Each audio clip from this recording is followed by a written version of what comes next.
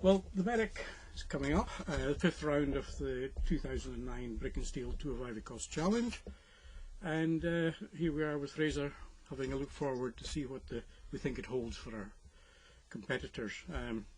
What is for you, Fraser, isn't it? Yeah, the memories I have of it are good, but just in our chat we've had just 5 minutes ago, I realised that it's a bit of a love-hate relationship I have with the Merrick. Last year was my last time out in a car, the second time out in the Evo 6 that I have, and ended up crashing that one. Sitting repaired, ready to go now, but that was a bit of a disappointment to say the least. Yeah. The Merrick is back in our championship this year. It wasn't around in 2008, and a lot of people, this will be the first time in these forests. So what's your thoughts on the forests themselves, Fraser? I absolutely love the forest. There's some classic stages. Good to see two of them in this year. Glentrool, which we've mentioned already, hugely fast stage in the middle section for 2 miles, as we've been saying, and then Blackloch, a massively famous stage, and it's one that I've a lot of jumps and bumps, and it's not just a case of figuring out where to turn left and right. It's making sure the car's on the ground when you're turning left and right, because you spend a lot of time in there. But they're brilliant stages. They've got a bad name for being rough, and it's just not justified. That's just, I think, a bit of a history from having the Anchor Championship from down south at the park. I absolutely love the stages. I think if you drive them hard, take a hold of it, scruff of the neck, and concentrate. Make sure you are concentrated at the start line and all the way through, and you'll make the most of it. Your times will show at the end. Oh yeah, definitely. So for this event, we've got 13 cars out in total, and two 1.9. So what do you think there? Are you going to see you in return? Or? Well, I think Ewan's just back from Brazil, and he's just back to find out his engines and bits, so he's got a bit of a busy week ahead of him trying to build the engine. Luckily it's not happened the night before, not before in a row, but the week before had an engine to build hard enough. Johnny's fired up after winning the Space Side, obviously.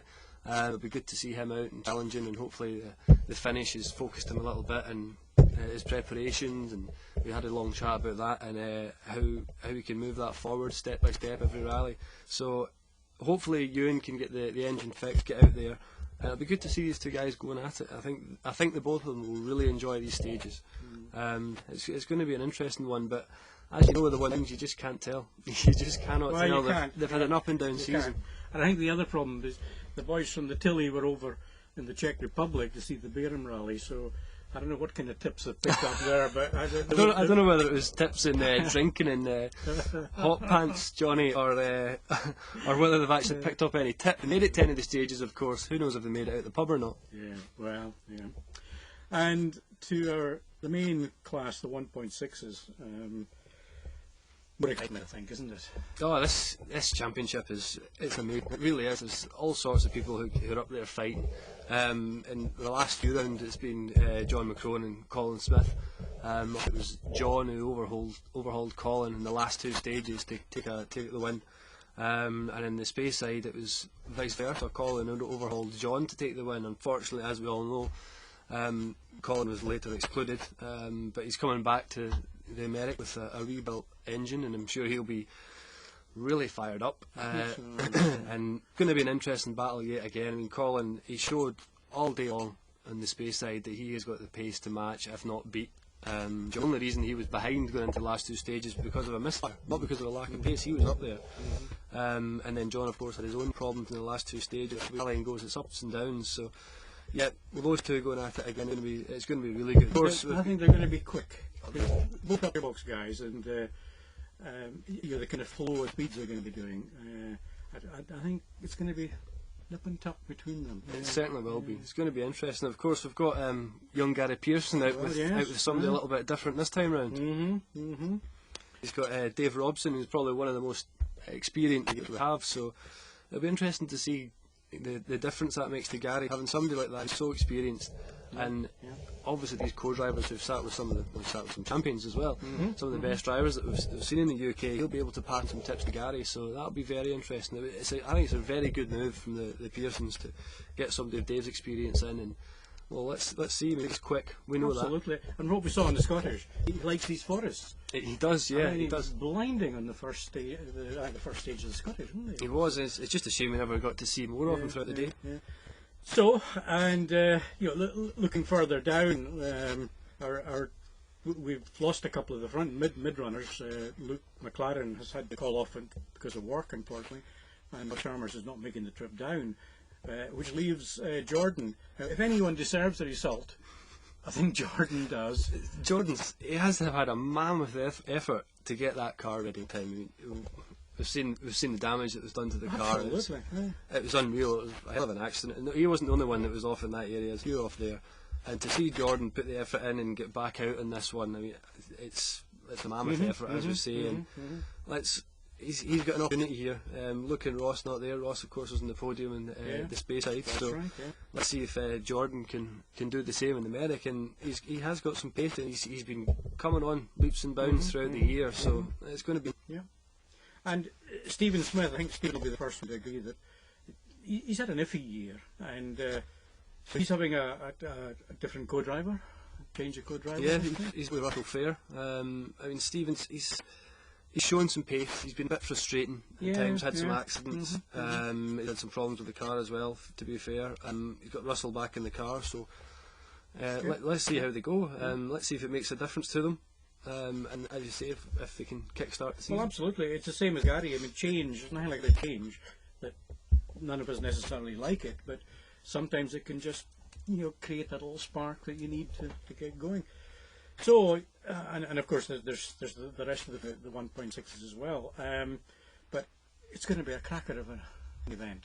It is. I mean, every event that we come up to, I'm really looking forward to it. I just cannot wait to see the battles that are going on, not just at the front, but right through the field, because there's a lot of guys that are very close. They're fighting over seconds.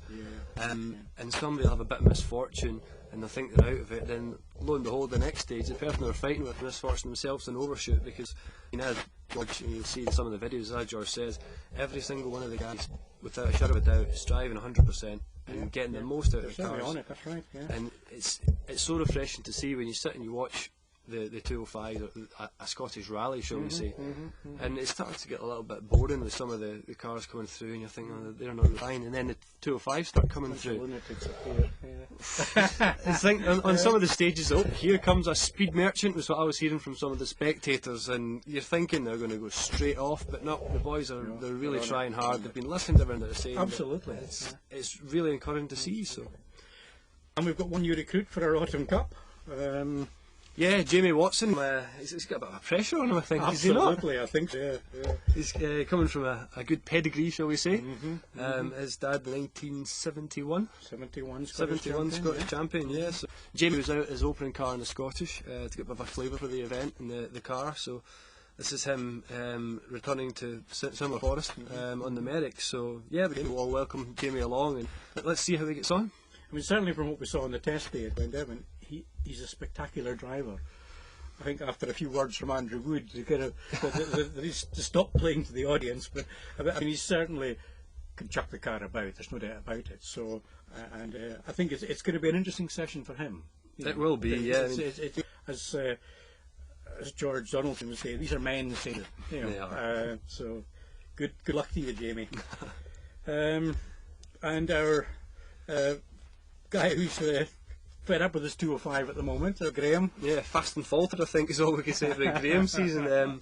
He's had a horrible time. I've never known anybody to have so much bad luck. He's blinding quick, like so many of the guys in the championship, and that's one frustrating thing about the championship this year. I don't think we've had a round where all the guys have finished. No. Actually, we haven't, because really. But he's quick, and he's going to be a hell of a lot quicker this time round. We're going to be without our friend George Donaldson on the Merrick. He lucky swine for Rally Australia. You'd much rather be. Well, we know that. So if you're listening, George, good on you. Good on you. Keep these Subarus going. So that's us until we get down to Newton Stewart, and we look forward to seeing you guys. Bye for now. See you later.